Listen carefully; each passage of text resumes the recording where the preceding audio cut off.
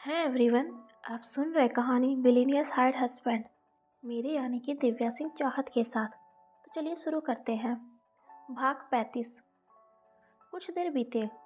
आयांश के दिए हुए सबूत या फिर उससे उस हिंट को इस वक्त सामने रखी फाइलों में ढूंढते हुए आयत लगभग झुंझला उठी थी, क्योंकि अब तक उसे ऐसा कुछ भी समझ में या फिर सबूत नहीं मिल रहा था जिसके आधार पर वह अपने माँ बाप के कातिल तक पहुँच सके।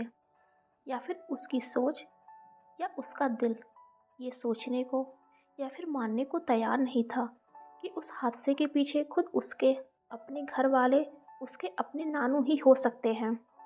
इस वजह से इस बार उसने झुझलाहट में उन फाइल्स को बंद करते हुए साइड में रखा ही था कि कुछ सोचते हुए उसने अपनी नज़रों को अपनी कलाई पर बंधी घड़ी के ऊपर घुमा दिया था। आह, ये लड़का हर वक्त पता नहीं कहाँ गायब हो जाता है।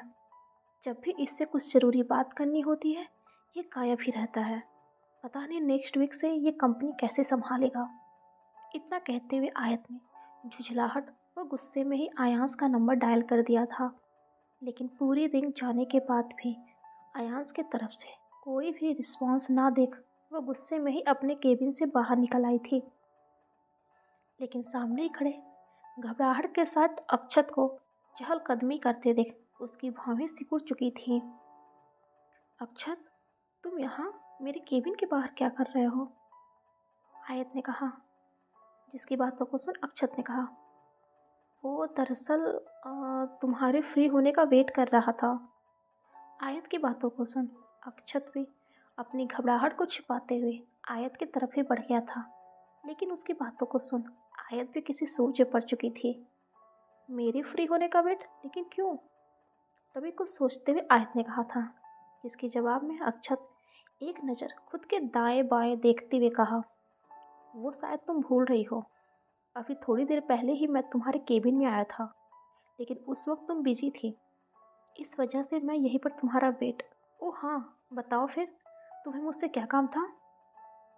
अक्षत की बातों को सुन इस बार आयत जैसे कुछ याद करते हुए बोली थी, जिसे सुन इस बार अक्षत ने आगे कहा था, वो दरअसल मैं अपने डैड की आत्मा की शांति के लिए घर में एक शांति पाठ कराना चाह रहा था, लेकिन तुम तो जानती ही हो कि उनके अलावा इस दुनिया में मेरा अब कोई नहीं है।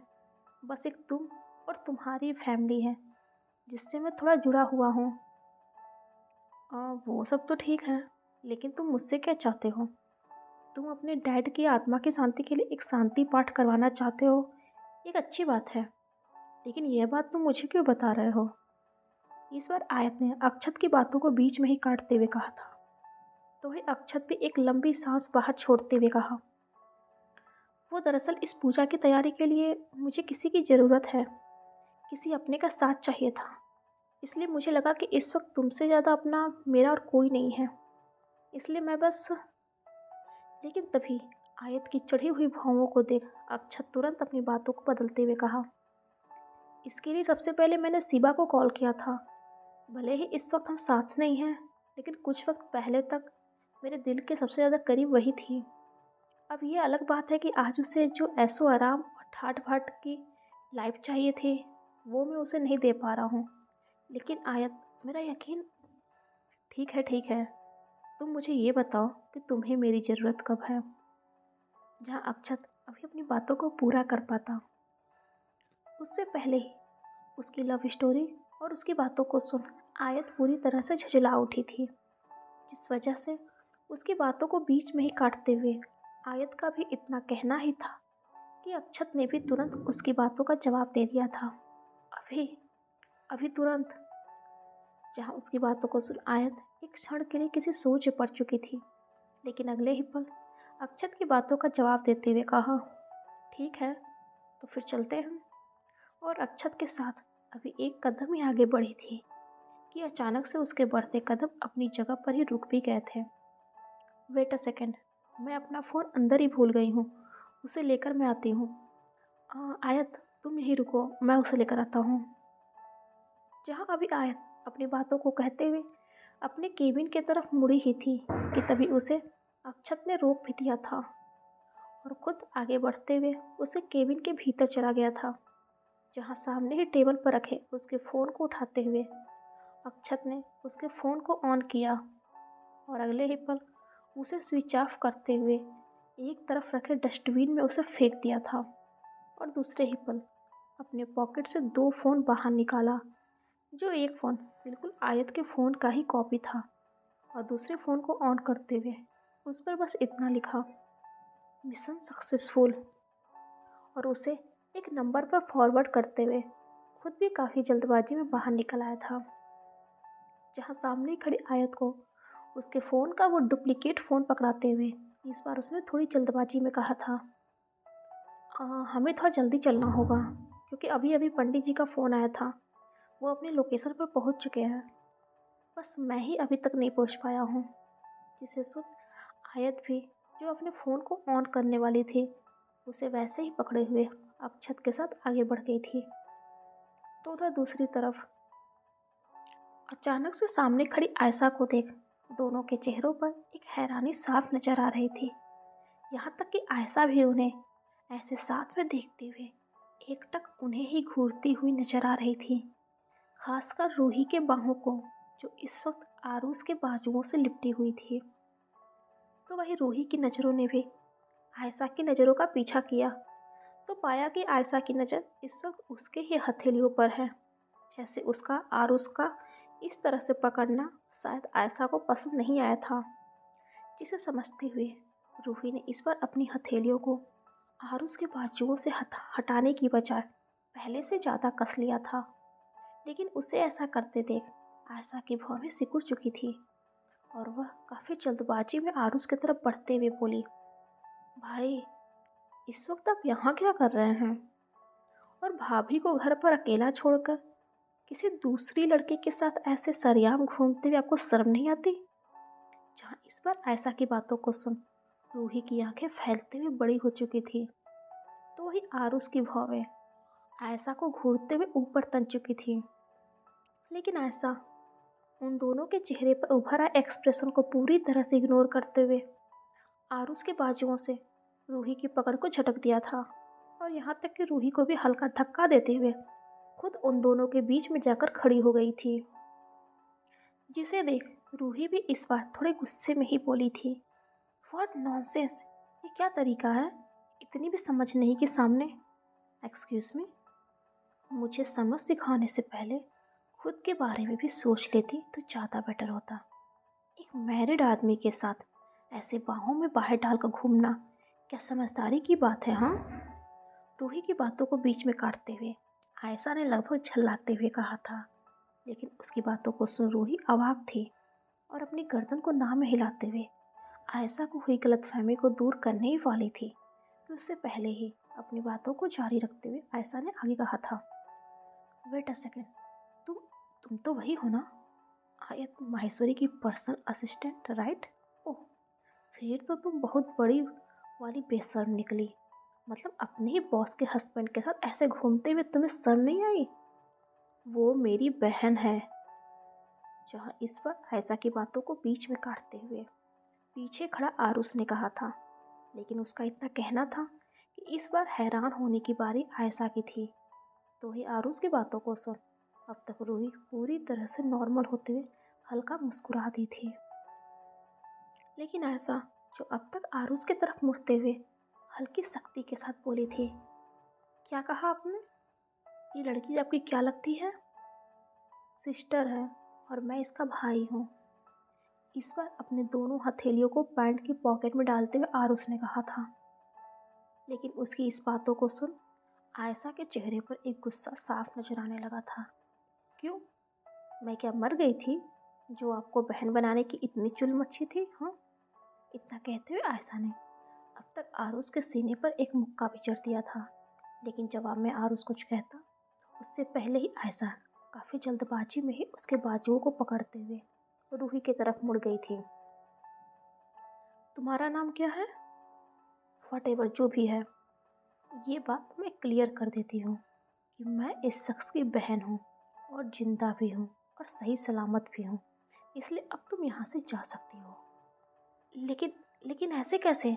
मैं भी तो, आयशा की बातों को सुन रूही इस बार थोड़ी रुआसी आवाज़ में कुछ कहना चाहा था, लेकिन वो अपनी बातों को पूरा कर पाते उससे पहले ही आयशा ने उसकी बातों को काट भी दिया था। लेकिन मैं अपने भाई को किसी के साथ शेयर नहीं कर सकती, सो अब तुम निकलो यहाँ से। इस बार आयशा की बातों में एक सख्ती थी, यहाँ तक कि उसकी बातों से भी यह साफ झलक रहा था कि वह रूही के साथ आरुष को कभी भी शेयर नहीं कर सकती। इस वजह से अगले ही पल वो आरुष को थोड़ी मासूमियत के साथ देखने लगी थी, लेकिन आरुष उसकी भौहें तनी हुई थी। तभी उसने सामने खड़ी रूही को देखा, जिसकी आंखें इस वक्त हल्की नम हो चुकी थी और साथ ही वह अपने चेहरे को नीचे लटकाए वहां से पीछे मुड़ते हुए आगे बढ़ी ही थी कि तभी आरुष ने उसे रोकते हुए कहा, रुको, तुम कहाँ जा रही हो? तुम्हें अपनी शादी की शॉपिंग नहीं करना? लेकिन रूही खामोश थी, तो वही आयशा थोड़ी हैरान थी। तभी आरुष ने आगे बढ़कर रूही की कलाई को पकड़ लिया था। फिलहाल तुम दोनों मेरी बहन हो, ना कोई ज़्यादा और ना ही कोई कम। इस नाते से आज जो भी हुआ वो आगे से नहीं होना चाहिए। इस बार आरुष की नज़रें सामने खड़ी आयशा के ऊपर था, जैसे वो आखिरी लाइन भी उसी के लिए हो। लेकिन उसे समझते ही आयशा ने अपने सिर को झटकने के साथ साथ अपने गालों को भी थोड़ा फुला लिया था। लेकिन आरुष उसे इग्नोर करते हुए आगे बढ़ा और उसकी कलाई को भी पकड़ते हुए कहा, तुम्हें भी कुछ शॉपिंग करना है तो कर सकती हो। आज मेरा क्रेडिट कार्ड तुम दोनों के लिए फ्री है। मतलब कोई लिमिट नहीं है? आरुष की बातों को सुन आयशा ने कहा था, जहाँ इस बार उसका मायूस चेहरा अचानक से खिल उठा था।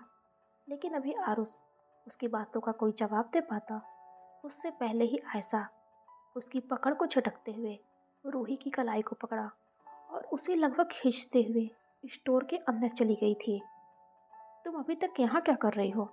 जल्दी चलो, क्योंकि ऐसे मौके बार बार नहीं आते, आयशा ने कहा था। जहाँ उसकी बातों को सुन आरुष अपनी जगह पर अवाक रह गया था, लेकिन आयशा को ऐसे देख रूही के चेहरे पर भी अब मुस्कुराहट थी। तो उधर दूसरी तरफ एक बंगले के भीतर जाती हुई आयत थोड़ी हैरान नजर आ रही थी, क्योंकि वह अंदर से पूरा खाली था। जबकि अक्षत के बातों के मुताबिक वहाँ पूजा के लिए पंडित जी मौजूद थे, लेकिन अंदर के माहौल को दूर दूर तक देखकर ऐसा बिल्कुल नहीं लग रहा था कि अंदर कोई पूजा भी होने वाला है। जिसे देख आयत ने अभी भी अपनी नज़रों को खुद के चारों तरफ दौड़ाते हुए कहा, अक्षत, यहाँ तो कोई नहीं है। लेकिन तुमने तो कहा था कि पूजा के लिए पंडित जी ऑलरेडी आ चुके हैं, बट यहाँ तो। अरे पहले तुम अंदर तो आओ, यहाँ आराम से बैठो। बस थोड़ी सी तैयारी और बाकी रह गई है, उसके पूरा होते ही पूजा भी स्टार्ट हो जाएगा। सामने ही रखे एक सोफे पर आयत को बैठने का इशारा करते हुए अक्षत ने कहा था और खुद वहाँ से आगे बढ़ते हुए उस बंगले के दूसरे सिरे की तरफ बढ़ गया था। लेकिन उसकी बातें और साथ ही वहाँ के माहौल को देख आयत की भौहें हल्की सी सिकुड़ चुकी थी। तभी कुछ सोचते हुए वह भी अक्षत के पीछे ही चल दी थी। लेकिन उस हिस्से में पहुँचते ही आयत काफ़ी ज़्यादा चौंक सी गई थी, क्योंकि इस वक्त किसी पूजा की तैयारियों के साथ साथ सामने ही बैठे एक पंडित ने अक्षत को देखते हुए कहा था, यजमान, सारी तैयारियां हो चुकी हैं और विवाह का भी मुहूर्त हो चुका है, इसलिए कन्या के साथ यहाँ मंडप में आकर बैठ जाइए, ताकि जल्दी ही हम फेरों की रस्म भी शुरू कर सकें।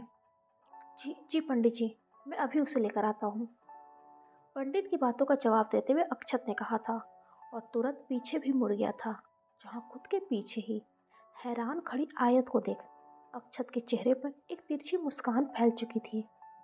अरे अरे तुम यहाँ क्या कर रही हो? अभी अभी उस पंडित ने जो कहा वो तुमने सुना ना? सीधे जाकर लेफ्ट वाले कमरे में तुम्हारे लिए कपड़े रखे हैं, जाओ उसे बदल कर आओ, मुहूर्त बीतता जा रहा है। जहाँ अक्षत ने अभी इतना ही कहा था कि तब तक आयत का एक जोरदार थप्पड़ उसके गालों पर जाकर पड़ चुका था, जो इतना तेज था कि एक क्षण के लिए अक्षत की जैसे धड़कनें तक रुक चुकी थी। उसकी पलकें कस चुकी थी, लेकिन चेहरे पर एक गुस्सा भी साफ नजर आने लगा था। तो वही आयत, जिसकी आंखों में भी इस वक्त एक गुस्सा साफ नजर आ रहा था, अक्षत की तरफ अपनी एक उंगली दिखाते हुए उसने अभी बस इतना ही कहा था, आज के बाद मुझसे इस तरह का बेहुदा मजाक। लेकिन अभी वो अपनी बातों को पूरा कर पाती, उससे पहले ही अक्षत भी उसके गालों पर एक जोरदार थप्पड़ जड़ चुका था, जिसकी वजह से आयत खुद को संभाल नहीं पाई और नीचे फर्श पर औंधे मुंह गिर पड़ी थी, जहाँ इस बार एक क्षण के लिए उसका शरीर पूरा सुन्न पड़ चुका था। चेहरे पर एक दर्द साफ नजर आने लगा था, जैसे उस थप्पड़ के साथ साथ अचानक से नीचे गिरने की वजह से उसे एक चोट आई हो।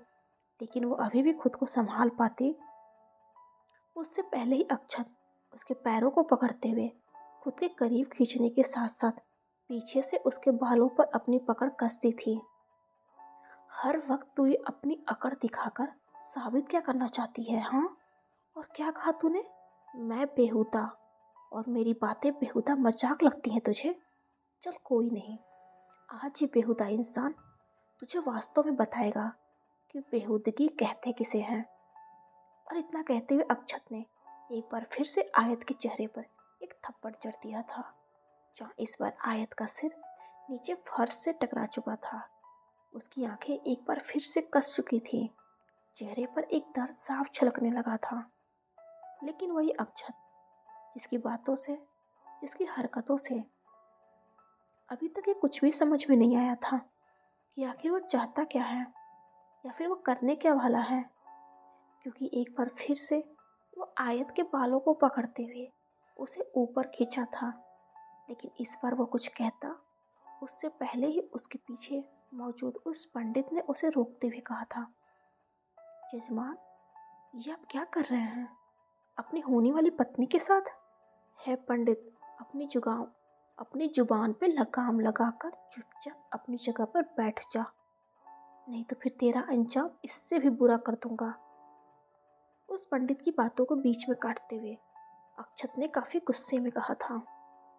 लेकिन वो पंडित भी जैसे अक्षत से डरने वालों में से नहीं था, जिस वजह से इस बार अक्षत की बातों का जवाब देते हुए उसने भी काफी आवेश में ही कहा था, अरे ऐसे कैसे तुम मेरे साथ कुछ भी गलत कर दोगे?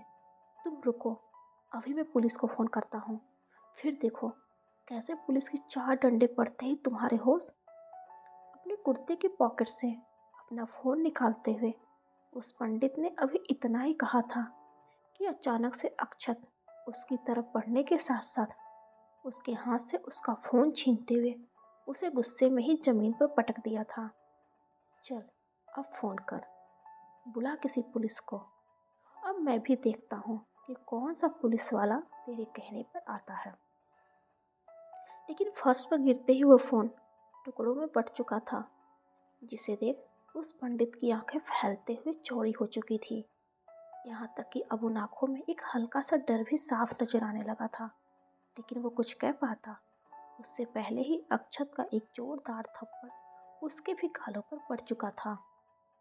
जहाँ अभी वो पंडित खुद को संभाल पाता, उससे पहले ही अक्षत ने पूजा में मौजूद एक कलश को उठाते हुए उसके सिर पर पटक दिया था, जिसकी वजह से वो पंडित, जिसके सिर से खून का सैलाब फूट पड़ा था और वह तुरंत नीचे फर्श पर गिरते हुए शांत हो चुका था। जिसे शांत देख अक्षत अब पीछे आयत की तरफ मुड़ा था, लेकिन पीछे मुड़ते ही उसकी भौहें सिकुड़ चुकी थी, क्योंकि इस वक्त आयत अपनी जगह से गायब थी। जिसे गायब देख अक्षत ने अपनी नज़रों को एक बार के लिए खुद के चारों तरफ दौड़ाया, लेकिन आयत को वहां से नदारद देख वह भी वहां से दौड़ पड़ा था। तो वही आयत वहां से दौड़ते हुए बंगले के मेन गेट के पास आकर खड़ी हो चुकी थी। शायद वह उसे खोलते हुए बाहर भाग जाना चाह रही थी, लेकिन वह उस गेट को खोलने में असमर्थ थी। शायद वो समझ नहीं पा रही थी कि आखिर वो गेट कैसे खोलेगा, जिस वजह से वह चारों तरफ कुछ टटोल ही रही थी कि तभी उसे पीछे से अक्षत के हंसने की आवाज़ सुनाई दी। भागने की इतनी भी क्या जल्दी है मिस माहेश्वरी? अभी तो हमारी शादी भी नहीं हुई है, उसके बाद हमारा सुहागरात भी तो होगा। फिर उसके बाद तुम्हारी मर्जी, तुम जहाँ चाहो वहाँ जा सकती हो। लेकिन लेकिन तुम ऐसा क्यों कर रहे हो? जहाँ अक्षत की बातों को सुन आयत ने थोड़ी सख्ती में कहा था, लेकिन उसकी बातों को सुन अक्षत की भौहें तन चुकी थीं। ओह, बातों में अभी भी इतनी अकड़। मुझे तो लगा था कि इन खूबसूरत चेहरे पर 2 थप्पड़ पड़ने के बाद तुम्हारी आंखों में मेरे लिए एक खौफ होगा, लेकिन तुम्हारी अकड़ तो अभी भी कम नहीं हुई है। आयत को अभी भी थोड़ी सख्ती से बातें करते देख अक्षत ने कहा था, जो इस वक्त उससे थोड़ी दूरी बनाकर खड़ा था। तो ही आयत, जिसकी हथेलियां इस वक्त पीछे थी, उनमें पकड़े अपने फ़ोन पर वह काफ़ी तेज़ी में अपनी उंगलियों को स्वाइप कर रही थी कि तभी अपनी बातों को जारी रखते हुए अक्षत ने आगे कहा था, जहां अभी भी उसके चेहरे पर एक तिरछी मुस्कान साफ नजर आ रही थी। बेवजह तुम अपनी उंगलियों को इतना कष्ट दे रही हो। पहले एक बार उस फ़ोन को ध्यान से तो देख लो कि वो फ़ोन तुम्हारा है भी या नहीं। जहाँ इस बार अक्षत का इतना कहना था कि आयत काफ़ी हैरानी में ही उस फ़ोन को सामने कर दिया था, लेकिन उस फ़ोन की स्क्रीन को देखते ही उसकी आंखें चौंकते हुए बड़ी हो चुकी थी। चेहरे पर एक कन्फ्यूज़न साफ नज़र आ रहा था, जैसे वो समझ न पा रही हो कि अचानक से उसके फ़ोन के साथ क्या हुआ है। लेकिन उसे ऐसे देख अक्षत, जो इस बार उसकी तरफ ही बढ़ते हुए कहा था, क्या हुआ? फ़ोन में कोई खराबी आ गई है या फिर कहीं फ़ोन ही तो नहीं बदल गया? इस बार अक्षत का इतना कहना था कि आयत की भौहें सिकुड़ चुकी थी, जैसे उसे अब तक का सारा मामला समझ में आ चुका था कि अक्षत ने उसके साथ एक धोखा किया है। उसे यहाँ लाने के लिए उससे बस एक झूठ बोला था। यहाँ तक कि उसे यह भी समझ आ चुका था कि उसका फ़ोन खुद अक्षत ही उसके केबिन से लेकर बाहर आया था। तो इसका मतलब साफ है कि उसने ही उसके फ़ोन के साथ कोई छेड़छाड़ की है। लेकिन वो कुछ कहती उससे पहले ही अक्षत उसके हथेलियों से उस फ़ोन को छीनते हुए ज़मीन पर पटक दिया था। तो ये अक्षत की बातों को सुन आयत अभी कुछ कहती उससे पहले ही अक्षत उसके हथेलियों से उस फ़ोन को छीनते हुए ज़मीन पर पटक दिया था। कैद मुबारक हो मिस आयत, तब तक के लिए जब तक तुम मेरे साथ शादी करने के लिए तैयार नहीं हो जाती। क्या बकवास कर रहे हो तुम? तुम ऑलरेडी जानते हो कि मैं शादीशुदा हूँ। फिर मैं, ये बात तुम जानती हो और मैं जानता हूँ, लेकिन ये दुनिया तो नहीं जानती ना, यहाँ का कानून तो नहीं जानता ना, अक्षत ने कहा था। लेकिन उसकी बातों को सुन आयत अब तक काफ़ी ज़्यादा हैरान नजर आने लगी थी। तुम कहना क्या चाहते हो? और शायद तुम भूल रहे हो तो मैं तुम्हें याद दिला दूँ कि मेरी शादी आयांश से हो चुकी है और अगले हफ्ते तक पूरा माहेश्वरी ग्रुप भी उसके नाम हो जाएगा। फिर तुम अगर आज मुझसे शादी कर भी लेते हो तब भी तुम्हारे हाथ कुछ नहीं आने वाला, आयत ने कहा था।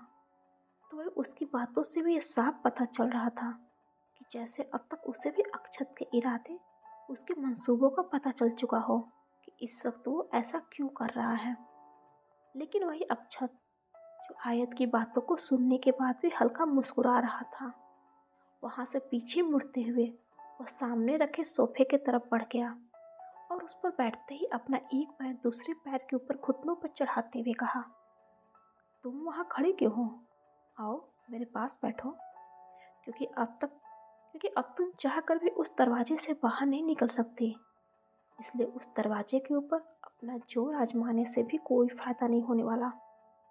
लेकिन आयत अभी भी अपनी जगह पर ही खड़ी अक्षत को घूर रही थी, जिसे देख अक्षत इस बार अपने पॉकेट से एक मोड़ा हुआ पेपर और चाबी को निकालते हुए सामने रख दिया था। ये रही उस दरवाजे को खोलने की चाबी, लेकिन उससे पहले तुम्हें इस पेपर पर सिग्नेचर करना होगा। आओ यहाँ साइन करो और बदले में चाबी ले जाओ। क्या है इस पेपर में? अपनी भौहों को सिकोड़ते हुए आयत ने कहा था, जिसके जवाब में अक्षत भी पीछे सोफे से टेक लगाते हुए कहा, हमारी शादी का मैरिज सर्टिफिकेट। तुमने उस आयांश के साथ हिंदू रीति रिवाज से शादी की है ना, जिसे मैं जब चाहूँ तब झूठा साबित करके खुद को तुम्हारा पति बतला सकता हूँ। क्योंकि तुम ये भूल रही हो कि अपने बाप की तरह मैंने भी अपनी डिग्री वकालत में ही पूरी की है। बाकी ये कोर्ट कचहरी ये कानूनी दांवपेच तो अपने खून में है, इसलिए तुम्हें किसी भी बात के लिए चिंता करने की ज़रूरत नहीं है। तुम बस यहाँ अपना सिग्नेचर कर दो। उसके बाद 1 हफ्ते के भीतर ही मैं उस सड़क छाप अयांश को तुम्हारी ज़िंदगी और माहेश्वरी ग्रुप से आउट करके खुद को इन कर लूँगा। जहाँ इतना कहते हुए अक्षत ने अब तक आयत के सामने एक पेन भी बढ़ा दिया था, तो वही आयत जिसके चेहरे पर अब कोई हैरानी या घबराहट के भाव नहीं थे, वह खामोशी के साथ आगे बढ़ी। अक्षत के हाथ से उस पेन को पकड़ने के साथ साथ उस पेपर को भी उठा लिया था, जिसे इतनी आसानी से खुद की बातों को मानते हुए देख अक्षत के चेहरे पर भी अपनी जीत का जश्न साफ नजर आने लगा था। वह अपने एक पैर को घुटनों के ऊपर चढ़ाए एक खुशफहमी के साथ उन्हें हल्का हिलाते हुए नजर आने लगा था कि तभी अचानक से वह थोड़ा चिढ़ उठा था। आयत माहेश्वरी ने आज तक किसी के आगे झुकना नहीं सीखा है, तो फिर तुम जैसे गद्दारों के आगे इतनी आसानी से कैसे हार मान सकती है। इस वक्त आयत के चेहरे पर एक सख्ती, एक गुस्सा साफ नजर आ रहा था। साथ ही उसके हाथों का वो पेन इस वक्त अक्षत के सीने में धंसा हुआ था, जिसकी वजह से एक क्षण के लिए अक्षत अपनी जगह पर ही बैठा सुन्न पड़ चुका था। लेकिन आयत उस पेपर को हवा में उड़ाने के साथ साथ सामने रखी चाबी को काफी जल्दबाजी में उठाते हुए दरवाजे की तरफ दौड़ गई थी। तो उधर दूसरी तरफ इस घटना से अनजान आरुष शॉपिंग कॉम्प्लेक्स के भीतर काफी झुझलाया हुआ नजर आ रहा था, क्योंकि इस वक्त उसकी दोनों बहनें बार बार एक ही चीज को पसंद करते हुए नजर आती और फिर उनके बीच खींचातानी शुरू हो जा रही थी, जिससे झुझलाया हुआ आरुष पे उनसे थोड़ा दूर हट गया था।